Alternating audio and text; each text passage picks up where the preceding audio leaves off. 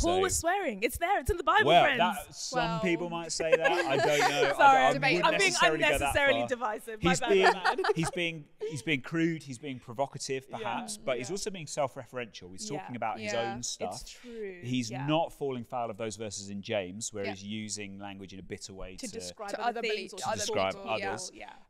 So does Paul get a pass? Paul gets a pass. He understands. Paul was a real human being, like I'm a real human being. Yes. We all know nothing punctuates a good joke like a swear word every now and again. But I'm feeling challenged.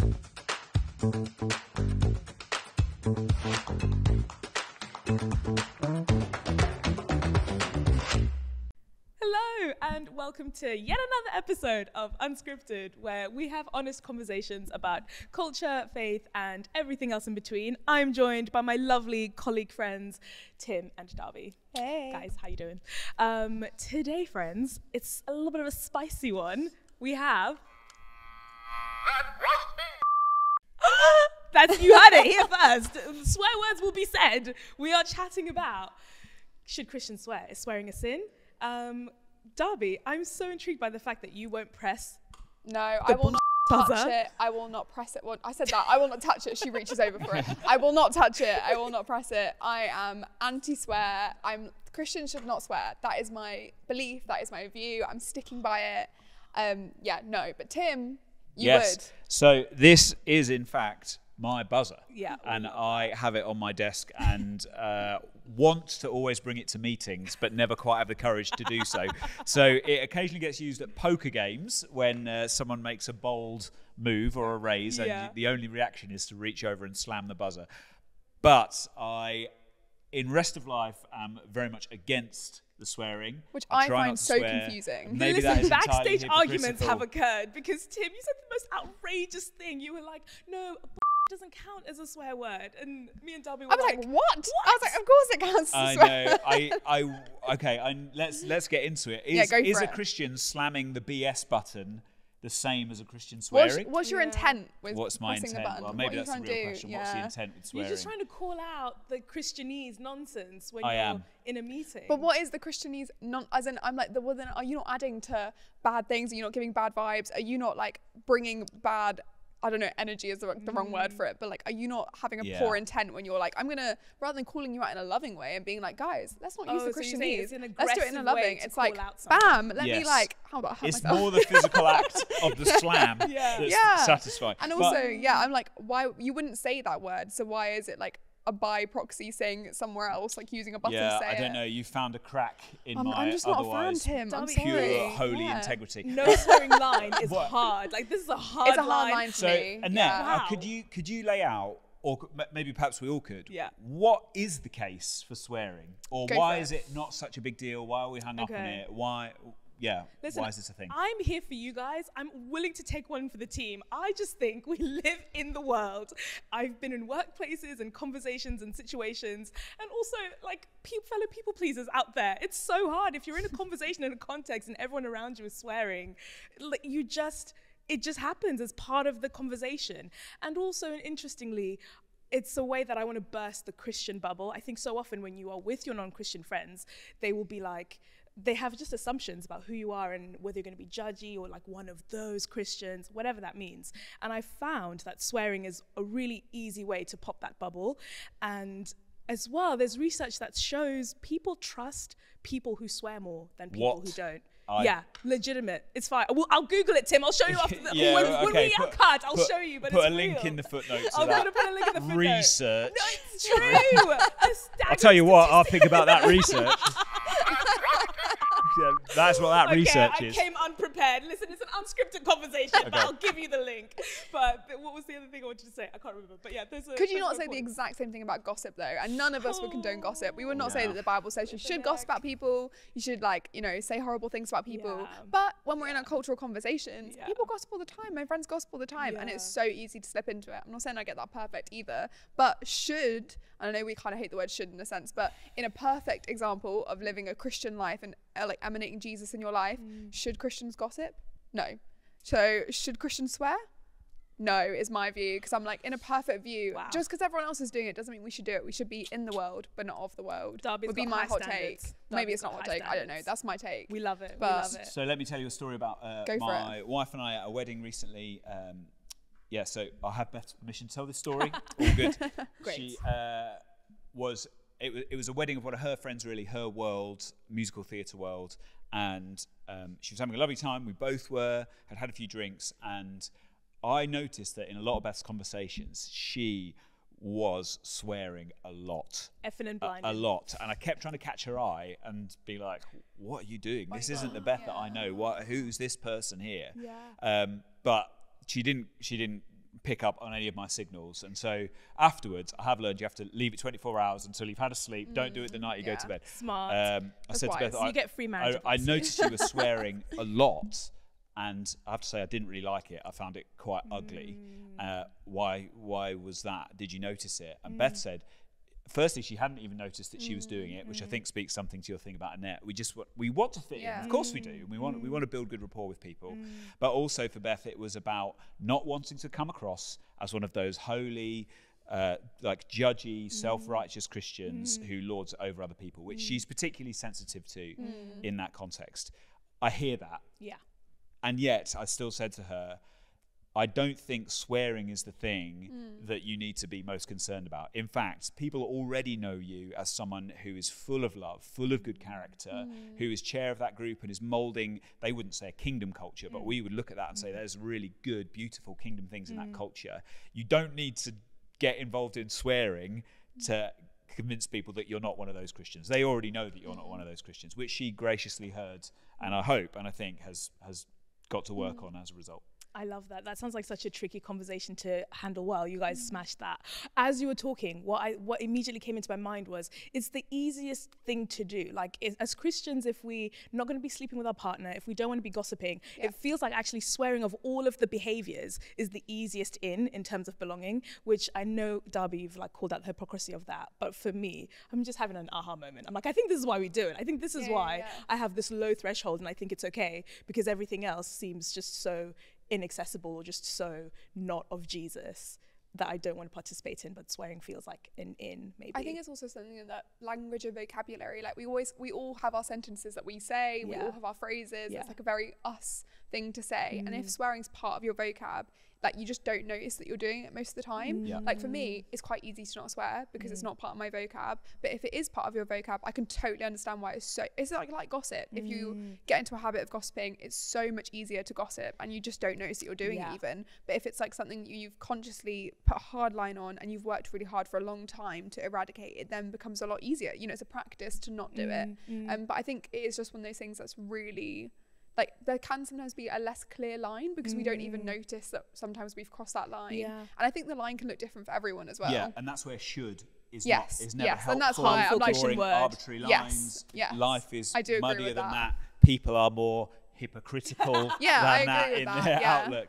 And yet, I think rather than am I the right side of the line, am I the wrong side of the line, a better question is generally, what trajectory am I on here? Am I becoming more like Christ? Am I becoming more like salt and light? So good. Or am I becoming more like the world? And do I look less like Christ? And that's where I think, having said all that stuff about the should being not helpful, the New Bible. Testament gets pretty close to saying you should not be swearing, if I'm allowed to say that. So Colossians 3 is a great passage, and then there's Ephesians 4 as well, but I'll read from Colossians 3 when Paul's talking about how to put to death whatever belonged to your old nature.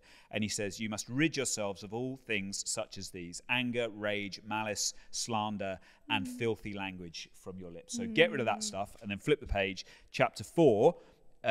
Be wise in the way you act towards outsiders. Make the most of every opportunity. Let your conversation be always full of grace, seasoned with salt, so that you may know how to answer everyone. And I love that imagery of seasoned with salt, bringing out the flavors and the goodness in the conversation. Do you know what? Whoever wrote it knew how to cook. Obviously, salt. It's the best Do you ingredient. think Paul was a good chef? I He think knew how to use salt. Paul was black. He knew to cook with salt. He knows. He was on it. Okay. But do you know what? I don't often think about Colossians when it comes to these passages.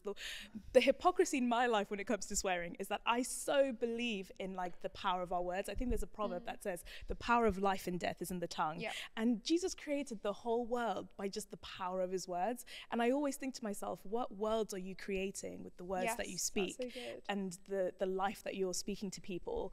And so for me, I'm really conscious about what I'm saying to people, but then I don't know why I like have this blurred line when it comes to swearing. And I love the little like swear acronyms where it's like FFS. I like mutter that under my breath all the time. Or when like FML, FML, that was such a 2020s thing. Bring it back. I miss it. FML.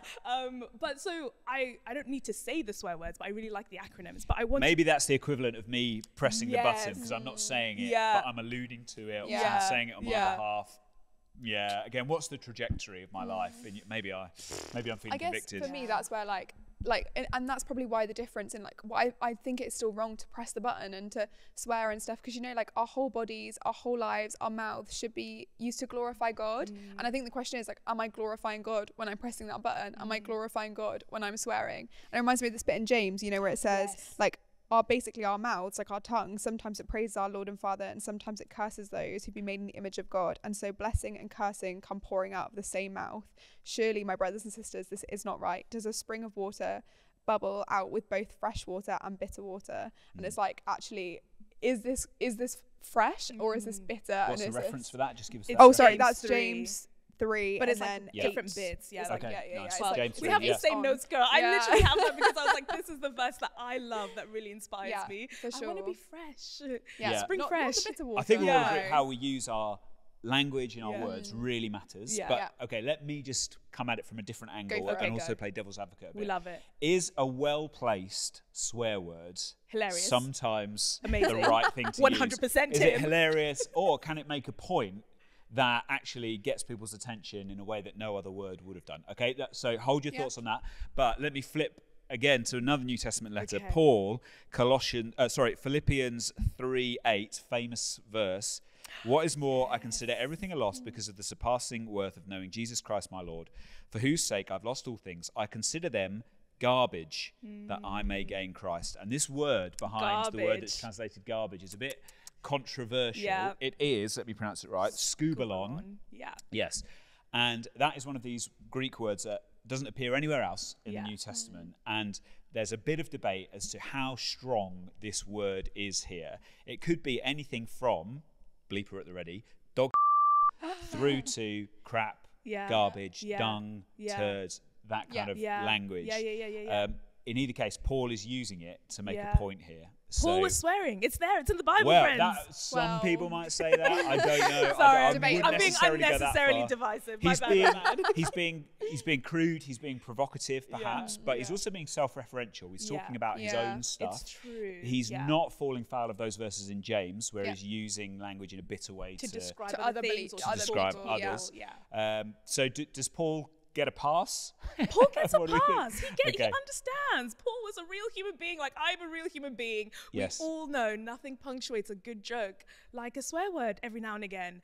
But I'm feeling challenged. What do you guys think, Darby? I guess for me, often the jokes that like a swear word punctuates are like crude humor, all of those sorts of things. I just don't think the Bible actually calls us to be thinking in those sorts of things. I think we can get into like crudeness and just like, you know, sometimes vulgar humor. And I actually just also don't think vulgar humor is something that we as Christians should be overly engaging in. Like the Bible calls us to be thinking of whatever's right, whatever's pure, whatever's lovely. Does crude, vulgar humor, does swear word humor, does that fall into pure, lovely and right? No, like in my opinion, it doesn't.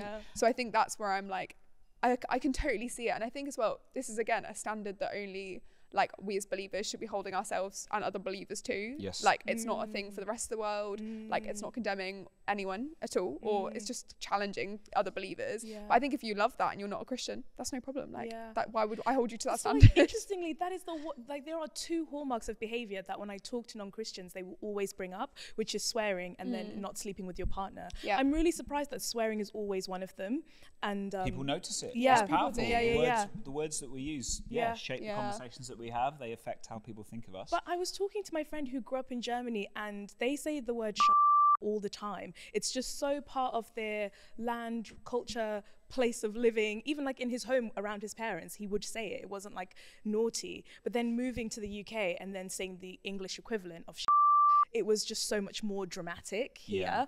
And I find that really interesting, that as a culture, we determine what's the taboo thing, what's the naughty thing to say, and I don't know. Yeah, I think that is worth taking into account, and I wouldn't be judging German Christians for using the word because there's cultural context around that is worth taking into account. And I think that if we knew the cultural context of Paul's use of this Koine Greek word, skubalon, we'd be able to make a better judgment on it. I think we have to just let that be what it is in its own context. But let me share another story of an experience that I had that also relates to this and perhaps picks up on is a well-timed swear word a good thing to use? There's a famous speaker called Tony Campolo. I don't know if either of you have heard of him. No. Who is he was in the early 2000s. He was a big justice guy. He was kind of ahead of the justice movement. Sorry, guys.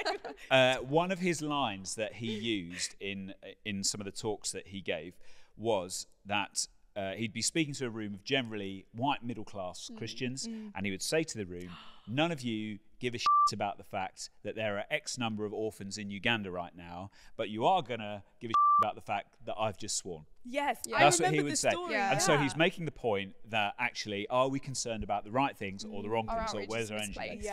But here's the point.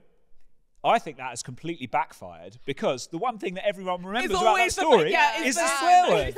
And we don't remember the point that he was trying to make about however many orphans there were in Uganda. Dang, So I think actually he's undercut himself by trying to make that witty, clever point using that word in that way. Tony, you tried. Sorry, mate.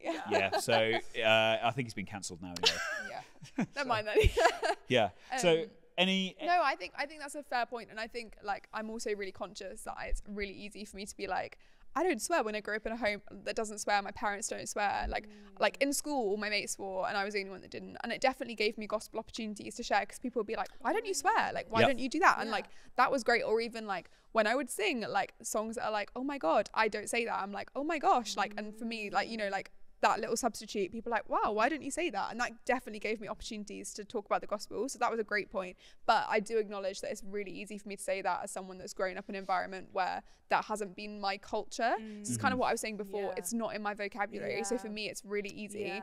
But I can totally understand that if you grew up in a different cultural context and things like that, it's just also a different home, and then totally you become a Christian and you're trying to change. Then it's so hard. You're on a journey with it. So, and I think it's really hard, but I do still think there's a call for us to be transformed by the renewing of our mind and be transformed by Jesus. And it doesn't mean that you become a Christian and the next day you're going to be able to cut out every filthy language, every filthy thing that comes out of your mouth. I did have a youth group leader who that was part of their testimony. Yeah, and that's so sick if it happens. Overnight, it's so just stop sick, swearing. but it doesn't mean it's going to happen for everyone, and that's Everyone's okay. But it's the same way we all have things that we're it just it's a constant journey for me. I know gossip, I can quite easily fall into sometimes. Just even celeb gossip, just being that's the classic thing in formation, isn't it? You peel back one layer of sin or unhelpful behaviour, and then you find there's another layer of unhelpful belief or desire or behaviour beneath that. Behaviour is really handy. I really like that phrasing. It makes it accessible. It makes it reasonable and an understandable goal. Is this healthy behavior that makes me more like Jesus, or is this unhealthy behavior? And we shouldn't feel condemned over it. It's not something that anyone should feel condemnation over. We have no condemnation in Jesus, amen. But we can feel challenged to transform. Are we building? Are we bringing life? Are we speaking life? Are we speaking joy and encouragement, Barnabas the encourager? Do you know what I mean? Or are we being bringing people down and negative and just is it actually is this helpful or is this unhelpful? So I think that's a really good way of putting it. So one helpful practice for this in terms of who am I becoming day to day, what trajectory am I on, is a practice called the examen. Are you both familiar with this? So explain it very briefly. It's a prayer practice that you can do at the end of each day, or you can do it during the day as well if you want, where you give thanks for your day and then you replay your day in your mind. I often think about watching myself back as if I was in a film of my own day, because I like weird European films. Such a good film. Anyway, and then across the course of the day, watching myself relive that day, I'm paying attention to where are the moments where I felt close to God and where are the moments where I felt further away from God. So two things to say on that. Oh, and then at the end of the prayer, before I get onto the two things, is you just kind of review that and you resolve and you pray that through with God and you say, here, thank you for being a part of my day. In these ways, I felt close to you when I was doing this. And then, Lord, help me do better tomorrow. Give me grace for tomorrow to do that. First thing to say, I cannot imagine myself ever looking back on a day where I was swearing or pressing the BS button going, yeah, I felt really close to God. That was one of those high points in my day where I was particularly holy. It's going to be the opposite every single time. But then the second thing to say is that with the practice of examine is actually you can habituate yourself, you can train yourself. It's a spiritual discipline to be on that trajectory of pursuing God and staying close to Him. And so actually doing that every day, it's just a very practical, very simple way of training myself to rid myself, as Paul says in Colossians, rid myself of that slander, the unwholesome language, and to put on the new clothes of who God is calling me to be in the way that I use my words. I love that so much. And so to that point, I think when we were talking about it, our colleague mentioned this really helpful thought. He was like, usually when you're swearing, it's because it's a lack of language. You're so frustrated in that moment and you don't know how to express yourself. And so it's kind of like a debasing of the intent and the emotion. And I just thought that is so true. In my most kind of sweary or upset moments, I'm failing to express the thing that I really want to say, which is that I've been hurt, or what you've done has offended me, or I'm really annoyed about this thing. And so, yeah, I don't know, on that same note, I think it's good to pause and reflect and think what was going on when I was like in that sweary moment and conversation. And also what leads to peace, and Jesus's peace in that situation. So like actually what's at the root of that? Like you say, expressing myself, but also what root do I have that is not right or potentially not like, not life-giving. So finding that and, you know, bringing that to Jesus more than we bring it to ourselves. I love Guys, this. I'm convicted. I'm getting rid of it. It's gone. Gone. Yeah. It's gone. Every time I talk to Darby about swearing, I think this is it. I will never swear again. Sorry, guys. I'll try again, guys. Maybe you'll try again too. Who knows? Either way, we hope that you loved this conversation. It was just our honest thoughts and opinions. Please share yours. We'd love to hear from you. And if you like any of this content, you can check out more at licc.org.uk. And we'll see you next time. Bye. Bye.